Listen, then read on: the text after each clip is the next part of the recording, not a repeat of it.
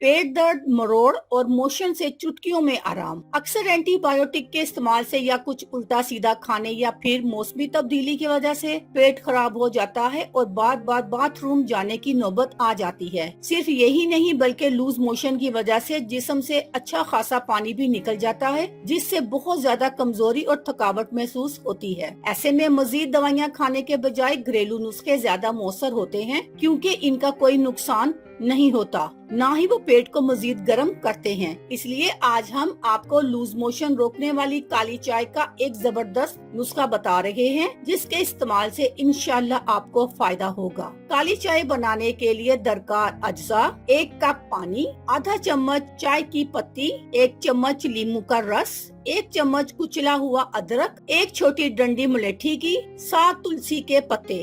बनाने का तरीका: एक बर्तन में पानी डालकर ये तमाम चीजें सिवाय नींबू के रस के शामिल करें और अच्छे से उबाल लें। चाय उबल जाए तो चूल्हा बंद करके उसे थोड़ी देर ऐसे ही रहने दें, फिर छान के एक कप में निकाल लें। इसके बाद इसमें नींबू का रस शामिल कर लें और पी लें। इस नुस्खे को दिन में 2 बार इस्तेमाल करें। इससे न सिर्फ मोशन रुक जाएंगे बल्कि पेट दर्द और हाजमे के मसाइल भी ठीक हो जाएंगे। अल्लाह हाफिज।